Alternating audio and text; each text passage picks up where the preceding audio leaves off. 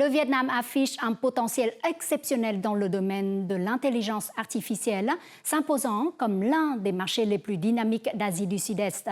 Le récent rapport WinAI Index 2026 témoigne de cette dynamique en classant le pays parmi les rising performers grâce à la hausse spectaculaire de l'utilisation quotidienne de l'IA, tout en soulevant également des réflexions sur son intégration harmonieuse au sein de la société et de l'économie. Pour décrypter ces tendances ainsi que les perspectives du marché de l'IA, notre reporter des Échos du Vietnam s'est entretenu avec M. Xavier Depuyi, directeur général de DXL Research and Consulting, l'unité qui a réalisé cette enquête au Vietnam. Le rapport WinAI Index est une étude d'envergure mondiale qui mesure comment les citoyens de 44 pays perçoivent et utilisent l'intelligence artificielle. Cette année, l'indice de l'IA pour le Vietnam reste quasi stable à 58,4, mais derrière ce chiffre se cachent deux tendances totalement opposées. D'un côté, de plus en plus de Vietnamiens utilisent l'IA au quotidien, ce taux passant de 13% à 19%. En revanche, le niveau de confort personnel face à l'IA a fortement chuté, tombant de 49,3 à seulement 40,7. Les inquiétudes concernant les fuites de données personnelles, la diffusion de fausses informations ou encore l'impact de l'IA sur l'emploi sont ainsi devenus des traits marquants du comportement des utilisateurs vietnamiens. Bonjour monsieur, je vous remercie d'avoir accordé votre temps pour cet entretien. Donc pour commencer, quels sont les principaux enseignements et les grandes tendances qui ressortent de l'indice de l'AI du Vietnam pour cette année 2026? Donc sur le Vietnam, les principaux résultats, c'est qu'il y a une stabilisation du nombre d'usagers par rapport à l'année dernière, alors que dans certains pays, on a vu des baisses, justement du fait de cet usage intentionnel, et une augmentation dans la fréquence d'utilisation. Ce qui est vraiment marquant pour le Vietnam, ce n'est pas qu'il y a plus de gens qui l'utilisent, mais c'est que c'est devenu maintenant un outil plutôt quotidien d'usage fréquent pour les Vietnamiens d'aller chercher, questionner sur les outils d'intelligence artificielle. Le rapport WinAI Index 2026 révèle un paradoxe fascinant ici au Vietnam, tandis que l'utilisation quotidienne progresse fortement, l'indice de confort personnel se défendre. Donc comment expliquez-vous ce décalage? En fait, c'est une réalité assez étonnante. On s'est posé beaucoup de questions également, puisque sur les 44 pays de l'index, il y a des comportements assez différents, notamment en termes d'usage fréquent. C'est qu'une usage plus intensive et plus quotidienne donne aujourd'hui des meilleurs résultats. Et donc, en conséquence, il y a des questions sur les emplois, sur la diffusion de fake news, sur la perte des données personnelles, qui sont des conséquences aussi à une utilisation plus importante de nouvelles technologies dont on ne contrôle pas tout à fait l'utilité finale. Je pense que depuis quelques années, il y a une prise de conscience, une information aussi que ces données personnelles peuvent avoir une valeur et peuvent être utilisées aussi de manière négative contre les gens. Prendre conscience de la protection des données personnelles est le premier pas pour maîtriser l'espace numérique. Alors que naviguer sur Internet est devenu une habitude quotidienne, les contenus personnalisés n'ont plus de secret pour les utilisateurs au Vietnam. Cependant, derrière cette commodité, de plus en plus de personnes commencent à réaliser l'impact parfois imprévisible des algorithmes sur leurs informations personnelles. Au début, je regardais juste du contenu de divertissement sur la bourse ou la vie des célébrités sur les réseaux sociaux.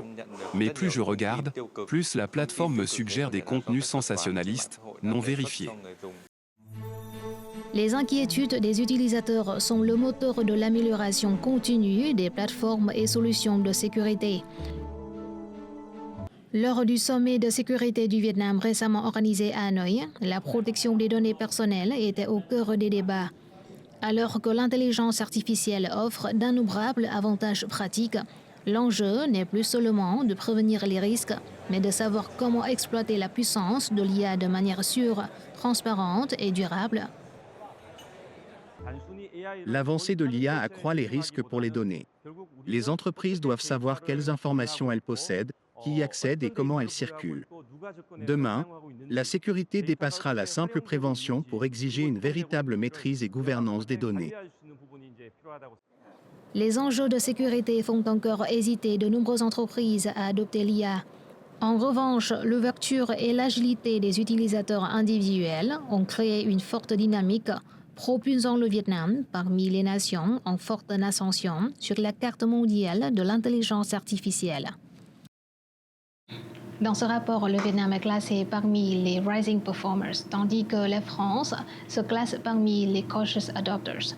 Donc, qu'est-ce que cette différence d'approche nous apprend sur les deux cultures technologiques? Le Vietnam, en fait, et d'après ce que moi je vois des populations et de l'usage technologique, a une culture et une philosophie complètement différentes des Français. Au Vietnam, c'est l'action en premier, ce qui fait que le pays va très très vite dans l'adoption de ces technologies-là, peut-être même plus vite que la France. Toutefois, la France va avoir une approche un peu plus méthodique. Les infrastructures sont en place. Les lois, notamment la RGPD européenne sur la protection des données personnelles, est très très contraignante pour les entreprises.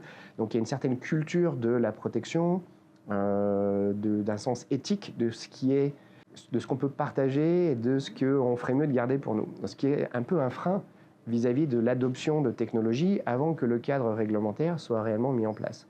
Donc, l'utilisation de l'intelligence artificielle ici au Vietnam reste majoritairement domestique et encore timide dans le cadre professionnel.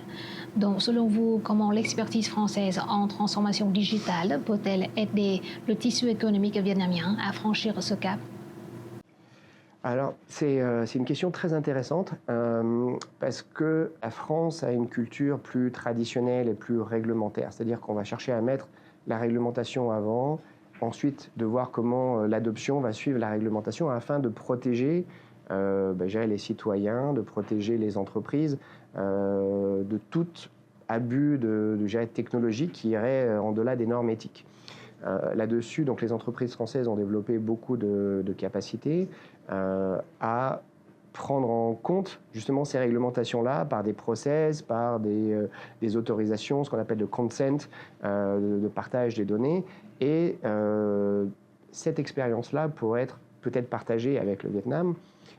Au-delà de ça, je pense que sur l'aspect de la société vietnamienne, puisque la loi a été d'ores et déjà mise en place et qu'elle est très protectrice aussi, je pense que l'important est plutôt de savoir quelles sont les infrastructures nécessaires à mettre en place au Vietnam pour être en conformité à la fois avec cette dynamique d'action vietnamienne et à la fois avec cette réglementation qui est aussi très contraignante pour les sociétés.